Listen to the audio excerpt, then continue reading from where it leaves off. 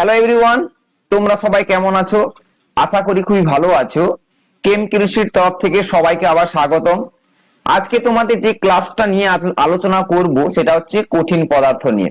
আমি পার্ট 1-এ এই কঠিন পদার্থের জাস্ট বেসিক কিছু কনসেপ্ট তোমাদের দিয়েছিলাম, নিশ্চয়ই তোমরা বুঝতে পেরেছো। এবং সেখানে ক্রিস্টালিন বা অনিয়তকার কঠিন পদার্থ এই নিয়ে আমরা আলোচনা করেছিলাম এবং তাদের যে ক্লাসিফিকেশন ক্লাস আকার কঠিন পদার্থ তার আমি একটা ক্লাসিফিকেশন শর্ট আকারে ছকের আকারে দিয়েছিলাম। তো নিশ্চয়ই বুঝতে পেরেছো। নিশ্চয়ই আজকে আমি এই ক্লাস আকার কঠিন পদার্থে কটি ভাগে ভাগ করে সেই ভাগগুলোকে আমি একদমে ছকের আকারে দেখাবো, যাতে তোমাদের মনে রাখার সুবিধা হয়। বুঝতে পারলাম কি বলছি? তো এখনো যারা এই চ্যানেলটাকে সাবস্ক্রাইব করোনি, প্লিজ তোমরা সাবস্ক্রাইব করে নাও এবং বন্ধুদের মধ্যে কিন্তু শেয়ার করো। তো আমি দেরি না করে চলো ক্লাস শুরু করছি। দেখো, আমি ক্লাস আকার কঠিন পদার্থ ফার্স্ট ক্লাসে আমি আলোচনা করেছিলাম, যে বলেছিলাম আণবিক ক্লাস আকার কঠিন পদার্থ, আয়নীয় ক্লাস আকার কঠিন পদার্থ, সমযোজী ক্লাস আকার কঠিন পদার্থ, আর হচ্ছে ধাতব ক্লাস আকার কঠিন পদার্থ। এই আণবিক ক্লাস আকার কঠিন পদার্থকে আবার তিনটি ভাগে ভাগ করব। একটা হচ্ছে ধ্রুবীয় আণবিক ক্লাস আকার, আর হচ্ছে অধ্রুবীয় বলবো আমরা, আর একটা কি বলবো, হাইড্রোজেন বন্ধন বলবো আমরা। ঠিক আছে? তো এই যে কটা পয়েন্ট বললাম, এই টপিক গুলো তোমাদের আমি একটা ছকের মধ্যে অর্থাৎ ছকের সাহায্যে তোমাদের মনে রাখার চেষ্টা করাচ্ছি, বা তোমরা দেখে নাও। দেখো, ফার্স্ট আমরা দেখেছিলাম যে ক্লাস আকার কঠিন পদার্থকে চারটি ভাগে ভাগ করেছিলাম। সেখানে ফার্স্ট পার্টটা কি ছিল বলেছিলাম, যে আণবিক গঠন বা আণবিক কঠিন পদার্থ। দেখো, আণবিক কঠিন পদার্থ একদমই ছকের আকারে এরকম মনে রাখার চেষ্টা করবে, যেখানে গঠনকারী যে কণাগুলো থাকে তারা কি থাকে না, তারা অণু অথবা পরমাণু আকার থাকবে। অণু বা পরমাণু আকার থাকবে যে গঠনকারী কণাগুলো, যেখানে আণবিক কঠিন পদার্থ হয়। এদের মধ্যে কোন বলের মাধ্যমে একটা কণা আরেকটা কণা পরস্পরের মধ্যে আকর্ষণ বল করে থাকে, সেটা হচ্ছে কি না, লন্ডন বল বা ডাইপোল ডাইপোল বল বা হাইড্রোজেন বন্ধন। এই তিনটা বলের বা ফোর্সের মাধ্যমে একটা কণা আরেকটা কণার প্রতি আকর্ষণ বলের মাধ্যমে তারা আণবিক কঠিন পদার্থ গঠন করে। যেমন এই কঠিন পদার্থ যদি ধর্ম বলা হয় বা প্রপার্টিজ বলা হয় কি না, এরা নরম হয়, নিম্ন গলনাঙ্ক বিশিষ্ট হয়, তাপ ও তড়িতের কি হয় না, কুপরিবাহী পদার্থ হয়। যেমন উদাহরণ হিসাবে আমরা বলবো আয়নিতকার কঠিন পদার্থের ক্ষেত্রে hydrogen, nitrogen, chlorine, iodine, sulphur dioxide, carbon dioxide, water, helium ইত্যাদি। বুঝতে পারলাম কি বলছি? এরকম ছকের আকার যদি আমরা মাথার মধ্যে রেখে দিই, তাহলে যে কোনো টপিক এলো যদি উদাহরণ দিতে পারবো তাহলে উদাহরণ দিতে পারবো আমরা, বা তার যদি প্রপার্টিজ কোশ্চেন চলে আসে তাহলে আমরা প্রপার্টিজ থেকে আমরা কোশ্চেন তুলে দিতে পারবো আমরা এখান থেকে, বা অ্যান্সার দিতে পারবো আমরা। এই কারণে আমি ছকের আকারে তোমাদের যাতে সুবিধা হয় মনে রাখতে, সেই কারণে এইভাবে আমি তোমাদের দেখাচ্ছি। দেখো, আয়নীয় কঠিন পদার্থ, সেখানে একটা পার্ট ছিল কি আয়নীয় কঠিন পদার্থ, যেটা কি থাকে কণাগুলো না, কণাগুলো একটা আয়ন আকার থাকে। দেখো, যেহেতু আয়নীয় বলছি মানে এটা আয়ন আকার থাকবে। একটা হচ্ছে ধনাত্মক আর একটা হচ্ছে ঋণাত্মক, অর্থাৎ পজিটিভ আর নেগেটিভ, এরকম আয়ন আকার থাকে। যেমন আমরা এক্সাম্পল দিব, বুঝতে পারবো আরো। এক্ষেত্রে কণাগুলো কিভাবে যুক্ত থাকে একটা কণা না, স্থির তাড়িতিক আকর্ষণ বলের দ্বারা কিন্তু একটা কণা আরেকটা কণার প্রতি যুক্ত থাকে। কোনটার ক্ষেত্রে না, আয়নীয় কঠিন পদার্থের ক্ষেত্রে। যেমন এদের ক্ষেত্রে যদি প্রপার্টিজ বা ধর্ম বলি, কি হচ্ছে না, এরা শক্ত হয়, ভঙ্গুর হয়, উচ্চ গলনাঙ্ক বিশিষ্ট হয়, কঠিন অবস্থায় এরা তড়িতের কুপরিবাহী, এবং এরা উত্তম পরিবাহীও বলতে পারি আমরা। এক্সাম্পল হিসাবে আমরা দিতে পারি কি sodium chloride, potassium chloride, sodium sulphate ইত্যাদি। সোডিয়াম ক্লোরাইড বলতে কি NaCl, তাহলে NaCl আকারে ভাঙলে কি হবে এখান থেকে না, Na plus plus Cl minus. KCl কে ভাঙলে কি হবে এখান থেকে বলো দেখি, তাহলে এখানে K প্লাস প্লাস হচ্ছে Cl মাইনাস। দেখো, প্রত্যেকে একটা ক্যাটায়ন একটা অ্যানায়ন অর্থাৎ ধনাত্মক ঋণাত্মক আয়নে ভেঙে গিয়ে তারা স্থির তাড়িতিক আকর্ষণের বলের মাধ্যমে একটা কণা আরেকটা কণার প্রতি আকর্ষিত হয়ে তারা আয়নীয় কঠিন পদার্থ উৎপন্ন করে। বুঝতে পারলাম কি বললাম? তাহলে এরকম আমরা যদি ছকের মধ্যে, পুরো ছকটা যদি মাথার মধ্যে থাকে, তাহলে এর মধ্যে যে কোনো টপিক যদি কোশ্চেন চলে আসে আমরা কিন্তু ইজি ভাবে অ্যান্সার দিতে পারবো। চলো, নেক্সট আরেকটা পয়েন্ট ছিল 3 নম্বর, কি বলছিলাম, যে সমযোজী কঠিন পদার্থ। সমযোজী কঠিন পদার্থ নিয়ে আলোচনা করব না। এই কণাগুলো কিভাবে থাকে না, একই বা ভিন্ন ধরনের অধাতব পরমাণু, এরা সমযোজী বন্ধনের মাধ্যমে একটা কণা আরেকটা কণা পরস্পরের মধ্যে আকর্ষণ করে থাকে। ধরো এই কণা আরেকটা কণা এখানে, তারা এই যে আকর্ষণ বলটা কিভাবে থাকবে না সমযোজী বন্ধনের মাধ্যমে যুক্ত থাকবে।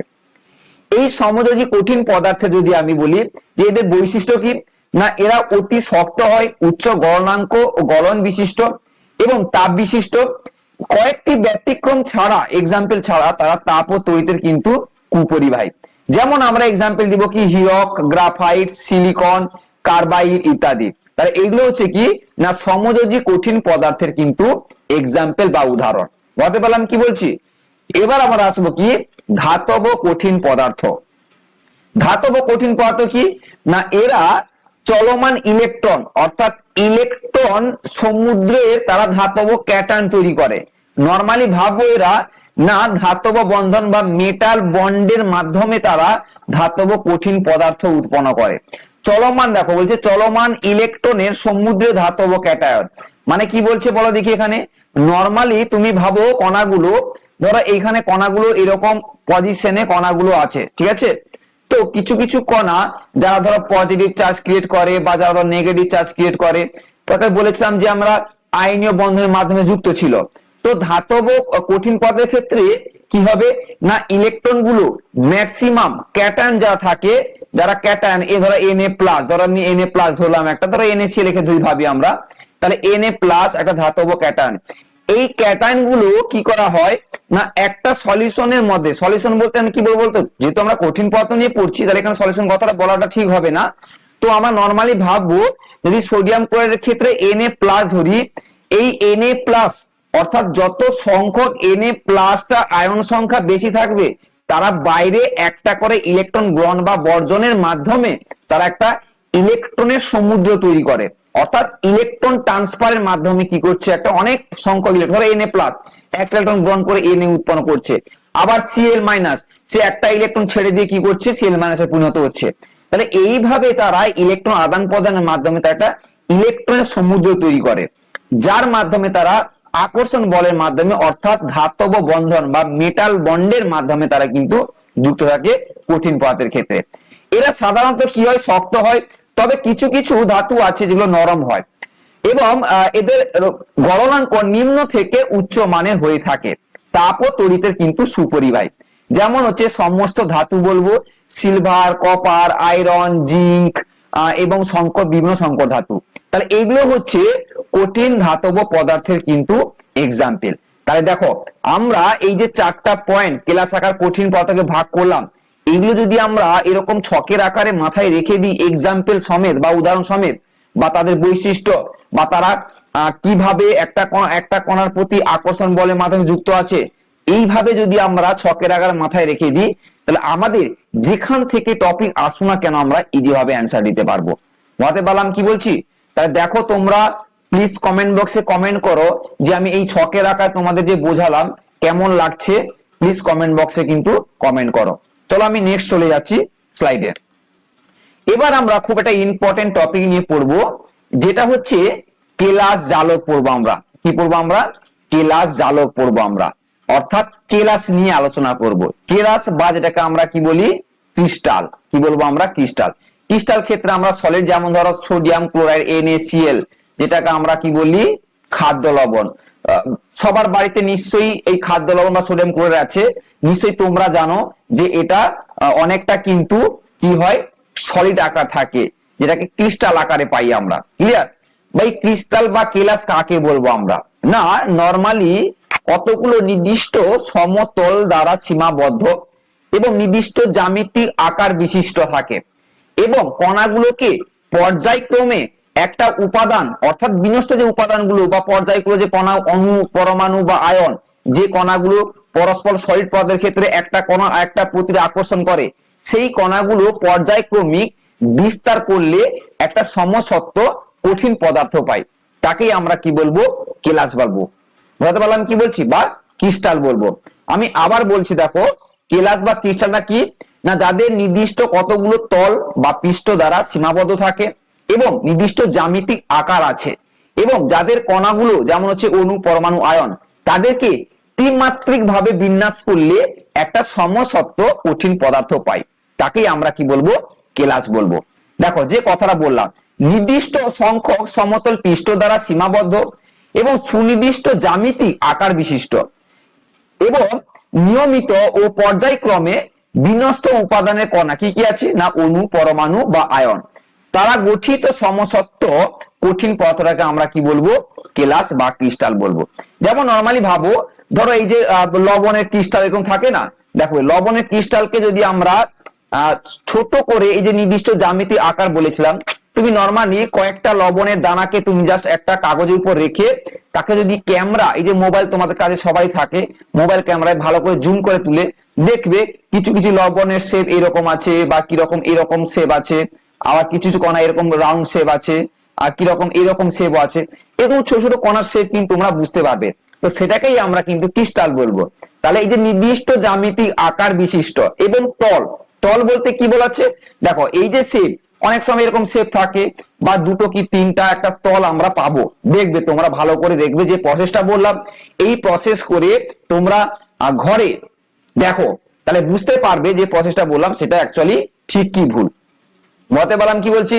ক্লিয়ার?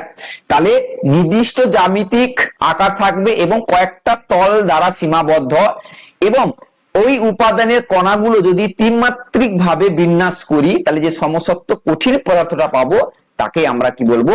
কেলাস বলবো। ক্লিয়ার? বলতে পারলাম কি বলছি? এবার দেখো কেলাস জালক পড়বো আমরা, কি পড়বো? কেলাস জালক। কেলাস জালক কাকে বলবো আমরা? না দেখো কেলাসের ক্ষেত্রে বা কেলাস বা ক্রিস্টাল যে তৈরি হচ্ছে তাদের উপাদানগুলো কি কি আছে বলেছিলাম আমি, অণু হতে পারে, পরমাণু হতে পারে বা আয়ন হতে পারে, এবং তাদের যে যে উপাদানগুলো থাকবে বা যে কণাগুলো থাকবে সেই কণাগুলোকে তাদের যে অবস্থানগুলোকে একটা বিন্দু দ্বারা সূচিত করব, এবং বিন্দু দ্বারা সূচিত করলে যে সুষম এবং পর্যায়ক্রমিক ত্রিমাত্রিক বিন্যাস পাবো তাকেই আমরা কি বলবো? কেলাস জালক, বা ইংলিশে বলবো আমরা কি? স্পেস ল্যাটিক্স। অনেক সময় কোশ্চেন এভাবে দিয়ে দেয় যে স্পেস ল্যাটিক্স বা কেলাস জালক কি, বুঝতে পারলাম কি বললাম? এইভাবে কোশ্চেন দিয়ে দিতে পারে। তাহলে যেটাকে আমরা কেলাস জালক বলছি এটাকে আমরা কি বলবো? স্পেস ল্যাটিক্স বলবো। দেখো আমি একটা নরমালি এক্সাম্পল দিচ্ছি, বুঝতে পারবে। ধরো এরকম একটা ছোট ক্রিস্টাল আছে, ঠিক আছে? এবার এই ক্রিস্টালের ক্ষেত্রে ধরো আমি এই জায়গাটা একটা কণা আছে ভাবলাম, এই জায়গায় একটা কণা আছে, এই জায়গায় একটা কণা আছে, এই জায়গায় একটা কণা আছে। তাহলে এই যে প্রত্যেকটা কণাকে আমি একটা বিন্দু আকার ধরো, ধরো এই জায়গায় একটা আছে বা ধরো এই জায়গায় একটা আছে, এই যে প্রত্যেকটা ক্রিস্টালে আমি একটা পয়েন্ট বা বিন্দু আকার ধরছি যেটাকে আমরা কণা আকারে বলছি, ওই কণাগুলোকে পরপর সাজিয়ে ত্রিমাত্রিক যে বিন্যাসটা পাবো সেটাকে আমরা কি বলবো? কেলাস জালক বলবো। নরমালি ভাবো কণাগুলো, তাহলে যদি আমরা এইভাবে ভাবি, ধরো এখানে একটা কণা সাজালাম, এখানে একটা কণা সাজালাম, এরকম পরপর যে কণাগুলো ত্রিমাত্রিক ভাবে সাজাবো তাহলে যে বিন্যাসটা পাবো সেটাকে আমরা কি বলবো? কেলাস জালক বলবো। কি বললাম বুঝতে পেরেছো তো? হ্যাঁ কি না? এইরকম একটা স্ট্রাকচার আকারে পাবো। তাহলে এই যে বিন্দু আকারে আমি ধরছি, এই বিন্দু আকারে ধরে ত্রিমাত্রিক ভাবে সাজালাম, দেখো এরকম ত্রিমাত্রিক ভাবে সাজাবো আমি, এখানে 2 ডাইমেনশনাল ভাবে দেখাতে পারছি আমি যেহেতু, তো ত্রিমাত্রিক ভাবে সাজালে যে কেলাসটা পাবো আমরা তাকেই আমরা কি বলবো? কেলাস জালক। জালক কথা হচ্ছে জাল হিসাবে থাকবে, মানে প্রত্যেকটা বিন্দু একটা বিন্দু আকারে ধরে আমরা কণাগুলোকে পরপর পরপর সাজালে তারা একটা ওভারঅল কি হচ্ছে, একটা কেলাস তৈরি করছে, সেই কেলাসটাকে আমরা কি বলবো? না কেলাস জালক বলবো আমরা, বা স্পেস ল্যাটিক্স বলবো। বুঝতে পারলাম কি বলছি নিশ্চয়ই? তাহলে কেলাসের উপাদানগুলো, কণাগুলো যে অবস্থানকে বিন্দু দ্বারা সূচিত করলে বিন্দুগুলি যে সুষম এবং পর্যায়ক্রমিক ত্রিমাত্রিক বিন্যাস পাওয়া যায় তাকে আমরা স্পেস ল্যাটিক্স বলবো আমরা। বুঝতে পারলাম নিশ্চয়ই?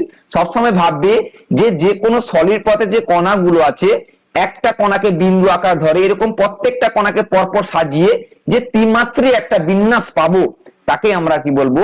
কেলাস জালক বা স্পেস ল্যাটিক্স বলবো আমরা। এবার দেখো ল্যাটিক্স বিন্দু বা জালক বিন্দু কি বলবো আমরা?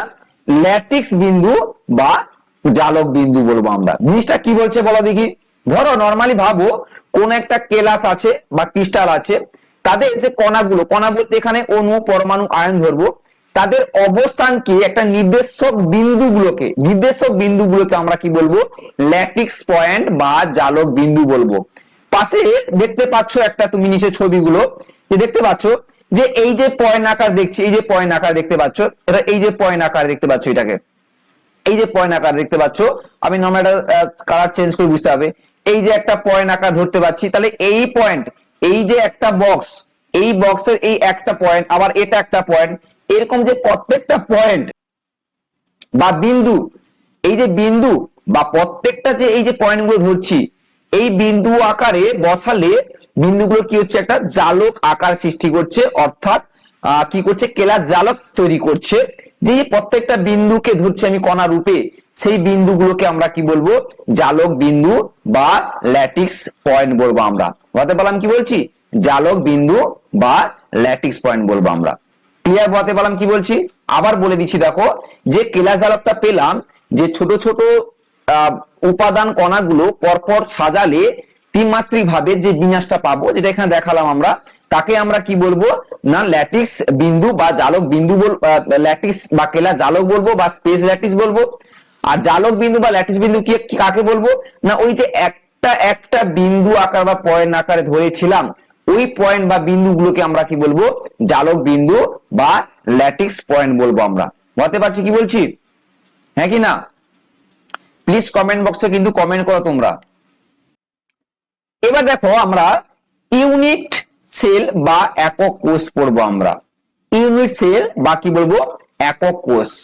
ইউনিট সেল বা একক কোষ কাকে বলবো আমরা না, কেলাস যে জালকটা পেয়েছিলাম, কেলাস জালক কিভাবে পেয়েছিলাম, যে একটা একটা বিন্দু কণা উপাদানের যে বিন্দুগুলো থাকবে, ওই বিন্দুগুলোকে ত্রিমাত্রিক ভাবে সাজালে যে ত্রিমাত্রিক বিন্যাসটা পাবো আমরা, তাকেই আমরা কি বলেছিলাম, কেলাস জালক বলেছিলাম।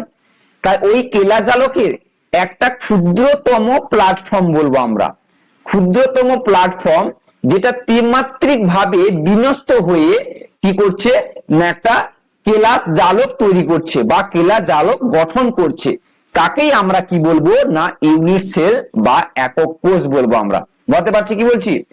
ত্রিমাত্রিক বিন্যাস ক্ষেত্রে এই যে কেলাস জালক, ধরো এইরকম কেলাস জালক একটা আছে, ধরো একটা, ধরো নর্মালি ভাবলাম, তাহলে এর মধ্যে কণাগুলো নিশ্চয়ই আছে, তাহলে এইরকম যে ক্ষুদ্রতম প্ল্যাটফর্মটাকে এইরকম আরেকটা কণা আমি নিয়ে নিব, বা এরকম সলিড পদার্থ নিয়ে নিব, এরকম আরেকটা নিয়ে নিব, এইরকম আরেকটা নিয়ে নিব, এরকম আরেকটা নিয়ে নিব, তাহলে এরকম নিয়ে যে ওভারঅল একটা আমরা ত্রিমাত্রিক কেলাস পেলাম আমরা, বা কেলাস জালক পেলাম, অর্থাৎ ওভারঅল বলতে এই যে ওভারঅলটা পেলাম, ছোট ছোট সলিড পদার্থ নিয়ে একটা বড় একটা কেলাস পেলাম, এটাকেই আমরা কি বলবো, আমরা ইউনিট সেল বলবো। একটা একটা ঘরকে আমরা কি বলবো, ইউনিট সেল বলবো আমরা, ইউনিট সেল বা একক কোষ বলবো। তোমরা পাশে ইমেজ দেখতে পাচ্ছ যে এই বড় একটা সেল ছিল, তার মধ্যে একটা পার্ট কি বলছে, এই একটা পার্ট, এই একটা পার্টকে আমরা ইউনিট সেল বলবো। ওই একটা পার্ট কি করছে, পরপর সাজালে একটা বড় একটা আবার কিউবিক স্ট্রাকচার পাবো আমরা, তো সেটাকেই আমরা কি বলবো, একক কোষ বা ইউনিট সেল বলবো আমরা। বুঝতে পারছি কি বলছি, হ্যাঁ কি না? ক্লিয়ার? এবার দেখো আমি তোমাদের নরমাল একটা এক্সাম্পল দিয়ে দেখাচ্ছি তোমাদের। ধরো এইটা একটা কি দেখতে পাচ্ছ, একটা কিউবিক সেল দেখতে পাচ্ছ, দেখতে পাচ্ছ নিশ্চয়ই। তো এই কিউবিকটা, এটা একটা নিয়েছি আমি, এটাকে যদি আমরা পরপর চারটাকে যোগ করে দিই, তাহলে এটা এক পাশে থাকবে, তারপরে আরেকটা এটা থাকবে, তার উপর থাকবে, তার নিচে থাকবে, এরকম। তাহলে এইরকম চারটাকে যদি আমি যোগ করে দিই, তাহলে ওভার একটা বড় বাক্স পাবো আমরা, হ্যাঁ কি না, বা বড় একটা কিউবিক স্ট্রাকচার পাবো। তাহলে সেই বড় কিউবিক স্ট্রাকচার তৈরি হচ্ছে কোথা থেকে, এই ছোট ছোট ক্ষুদ্রতম প্ল্যাটফর্ম, এইটা ত্রিমাত্রিক ভাবে পরপর বসিয়ে যে বড় একটা কেলাস জালক পাচ্ছি, সেই একটা ক্ষুদ্র প্ল্যাটফর্মটাকে, অর্থাৎ এই ছোট ছোট পার্টটাকে আমরা কি বলবো, ইউনিট সেল বলবো আমরা। বলতে পারলাম কি বলছি? তাহলে এইরকম ছোট যে একটা নিয়েছি, এরকম বাক্স যদি আরো চারটা নিই আমরা, তাহলে এই চারটা বাক্সকে পরপর সাজাবো, তাহলে বড় একটা বাক্স পাবো আমরা। তাহলে এই যে বড় একটা কিউবিক পাচ্ছি আমরা, বা স্ট্রাকচারটা বড় একটা পাচ্ছি, তাহলে এই ওভারঅল এই ছোট ছোট ক্ষুদ্রতম যে ওই যে ইউনিট সেল বা ছোট ছোট যে কেলাস জালককে যোগ করে বড় একটা আমি কেলাস জালক পেলাম, সেটাকে আমরা কি বলবো, ইউনিট সেল বলবো, ওই ক্ষুদ্রতম প্ল্যাটফর্মকে। এই জন্য বলা আছে দেখো, যে কেলাস জালকের যে ক্ষুদ্রতম ত্রিমাত্রিক বিন্যাস সুষম পুনরাবৃত্তি দ্বারা কেলাস জালকটি গঠিত হয়, তাকে আমরা কি বলবো, ইউনিট সেল। পাশে নিশ্চয়ই ছবি দিয়ে দেখতে পাচ্ছ ইউনিট সেলটা, ব্যাপারটা বুঝতে পেরেছো? তাহলে ছোট একটা বক্স নিব, তাতে আমরা পরপর সাজিয়ে বড় একটা বক্স বানিয়ে নিব, তাহলে ক্ষুদ্রতম প্ল্যাটফর্ম মিলে যে তৈরি হচ্ছে, সেই ক্ষুদ্র প্ল্যাটফর্মকে আমরা কি বলবো না, ইউনিট সেল বলবো। আর ল্যাটিস পয়েন্টটা তোমরা নিশ্চয়ই সবাই জানো, যে যে বিন্দু আকারে আমরা অবজার্ভ করব, অর্থাৎ ধরবো কণার সংখ্যা বের করার জন্য, সেই বিন্দুগুলোকে আমরা কি বলবো এখানে, না ল্যাটিস পয়েন্ট বলবো আমরা, বা ল্যাটিস বিন্দু বলবো আমরা। ক্লিয়ার? বুঝতে পারলাম কি বলছি? এবার দেখো, এই কণা বা এই যে বিন্দুর অবস্থানের উপর ডিপেন্ড করে একক কোষকে আমরা চারটি ভাগে ভাগ করব। কি কি? না একটা হচ্ছে সরল বা আদি, অর্থাৎ সিম্পল বা প্রিমিটিভ বলবো আমরা। একটা হচ্ছে দেহকেন্দ্রিক বা বডি সেন্টার বলবো আমরা। আর একটা হচ্ছে পৃষ্ঠকেন্দ্রিক বা ফেস সেন্টার বলবো। আর হচ্ছে প্রান্ত কেন্দ্রিক বা এন্ড ফেস এন্টার বলবো।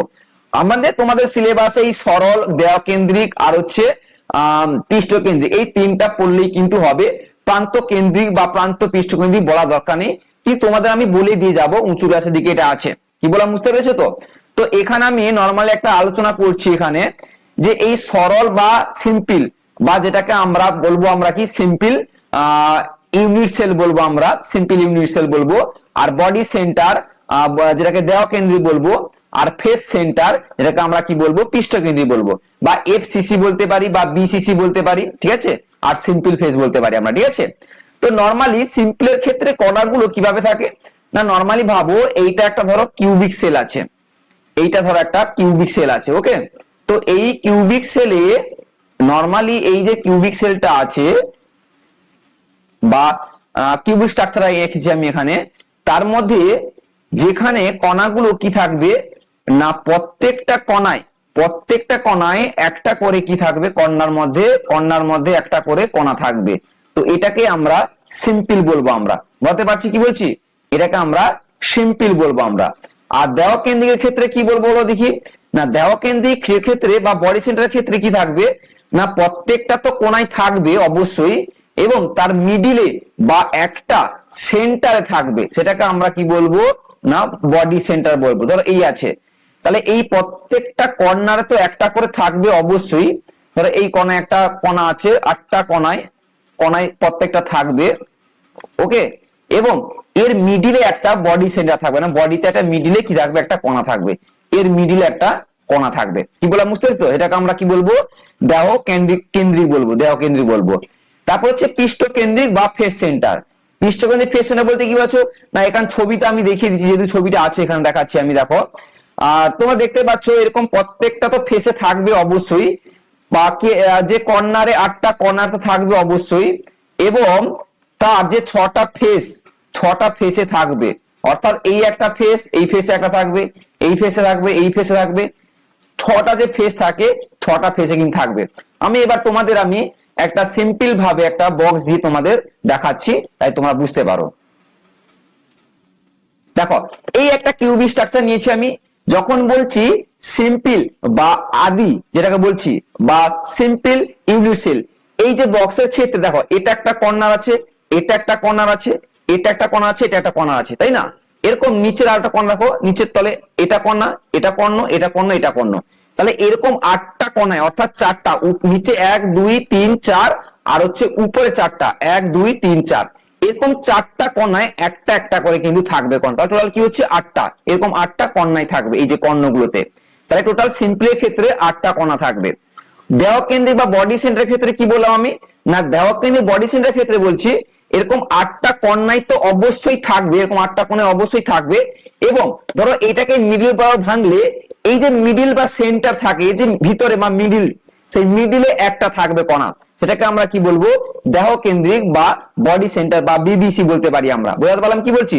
তাহলে এই 8টা কোণায় তো অবশ্যই থাকবে, এবং এর মিডিলে একটা কণা থাকবে, এটাকে আমরা কি বলবো, দেহকেন্দ্রিক বা বডি সেন্টার বলবো।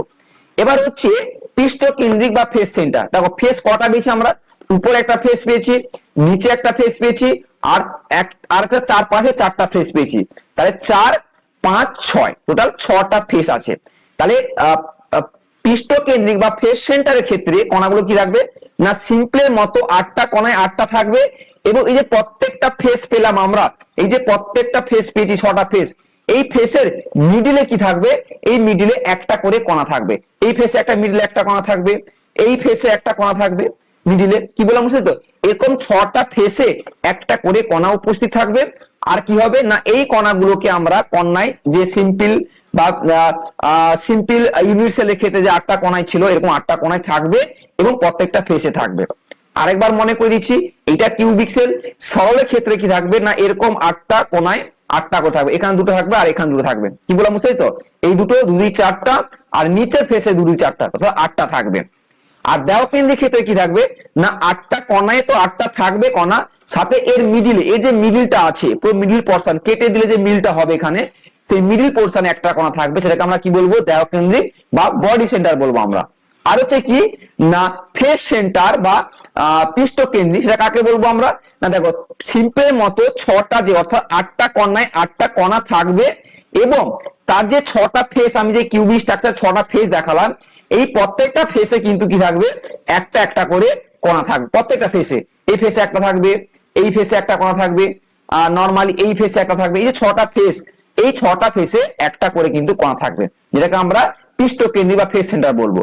আর একটা লাস্ট বললাম, তোমাদের বলে দিয়ে যাবো, যেটা হচ্ছে এন ফেস এন্টার, যেটাকে প্রান্ত প্রান্ত পৃষ্ঠকেন্দ্রিক কি বলবো না, দেখো প্রান্ত ক্ষেত্রে এরকম 8টা কোণে 8টা থাকবে, শুধু উপর ফেসটা আর যে নিচের ফেসটা আছে ওই ফেসে একটা একটা দুটো থাকবে, অর্থাৎ এখানে একটা থাকবে আর এখানে নিচের ফেসে একটা থাকবে। তাহলে 8টা কোণে 8টা থাকবে আর উপরের ফেসটা থাকবে আর নিচের ফেসটা থাকবে। এটা হচ্ছে কি না, প্রান্ত পৃষ্ঠকেন্দ্রিক, যেটাকে আমরা কি বলবো, এন ফেস সেন্টার। কি বললাম বুঝতে পেরেছো তো? তো এটাকে আমরা প্রান্ত পৃষ্ঠকেন্দ্রিক বলবো। তো তোমাদের সব থেকে ইম্পর্টেন্ট যেটা বেশি, সরল, দেওকেন্দ্রিক আর পৃষ্ঠকেন্দ্রিক, এই তিনটা কিন্তু খুব ভালো করে কিন্তু বুঝবে, কারণ এখান থেকে প্রচুর টাইপের কিন্তু ম্যাথ পড়ে। বুঝাতে পারলাম কি বলছি? তাহলে নিশ্চয়ই বুঝতে পেরেছো যে সরল বা পৃষ্ঠকেন্দ্রিক বা দেহকেন্দ্রিক ক্ষেত্রে কণাগুলোর বিন্যাস কিভাবে আমরা অবজারভেশন করলাম। এরকম একটা কিউবিক স্ট্রাকচার নিবে, যেটা 8টা কোণায় 8টা থাকবে, সেটা হচ্ছে সিম্পল। দেহকেন্দ্রিক ক্ষেত্রে কি হয়, 8টা কোণায় 8টা থাকবে, সাথে মিডিলের পয়েন্টে একটা কণা থাকবে, এটাকে বডি সেন্টার বলবো আমরা। আর ফেস সেন্টার ক্ষেত্রে কি থাকবে না, 8টা কোণায় 8টা কণা থাকবে, সাথে এই যে 6টা ফেস দেখালাম আমি, এই 6টা ফেসে একটা একটা করে কিন্তু মিডিলে কণা থাকবে, এটাকে আমরা ফেস সেন্টার বললাম। আর প্রান্ত পৃষ্ঠকেন্দ্রিক ক্ষেত্রে কি থাকবে, 8টা কোণায় 8টা থাকবে, উপর একটা ফেসে থাকবে আর নিচে একটা ফেসে থাকবে। এইভাবে কিন্তু কণাগুলোর বিন্যাস থাকে। বুঝতে পারলাম নিশ্চয়ই তোমরা বুঝতে পেরেছো, হ্যাঁ কি না? বুঝতে পারছি কি বলছি? যদি বুঝতে না পারো প্লিজ কমেন্ট বক্সে কমেন্ট করো, তোমাদের কিন্তু আমি আবার কিন্তু ক্লাস দিব, লাইভ ক্লাস দিতে পারি। বুঝতে পারলাম কি বলছি? এই যে কণাগুলোকে আমরা নরমালি একটা বৃত্তকার অর্থাৎ বৃত্ত আকার ধরবো, মানে কণাগুলোকে আমরা একটা রোল রাউন্ড শেপ আকার ধরবো আর কি কণাগুলোকে, ঠিক আছে? এবার এই কণাগুলোর শেপ কিভাবে হয় আমরা নেক্সট ক্লাসে কিন্তু আলোচনা করব। এই সরল বা দেহকেন্দ্রিক বা পৃষ্ঠকেন্দ্রিক ক্ষেত্রে আমরা তাদের কণার সংখ্যা বের করব, তাদের ক্ষেত্রে কণা সংখ্যা কত থাকতে পারে, কিন্তু নেক্সট ক্লাসে আমি কিন্তু নিব। তো ক্লাস কিন্তু অফ করবে না, যে ক্লাসগুলো হচ্ছে সেই ক্লাসগুলো আমি যেগুলো দেখোনি ভিডিও ডেসক্রিপশনে কিন্তু আমি লিংক দিয়ে দিব। প্লিজ তোমরা ফার্স্ট পার্ট দেখবে, তারপর সেকেন্ড পার্ট দেখবে, তারপর থার্ড পার্ট দেখবে, তাহলে কি হয় তোমাদের প্রত্যেকটা টপিক বুঝতে তোমাদের সুবিধা হবে। আজকের মতো কিন্তু ক্লাসটা এই পর্যন্ত। নেক্সট ক্লাস আমরা ওই ইউনিট কোর্সের যে 4টা ভাগ পড়লাম, ওই 4টা ভাগে আমরা কিন্তু তাদের কণার সংখ্যা কিন্তু বের করব আমরা। ক্লিয়ার? বলতে পারলাম কি বলছি? তাহলে আজকের মতো এই পর্যন্ত, নেক্সট ক্লাস তোমাদের মধ্যে দেখা হচ্ছে।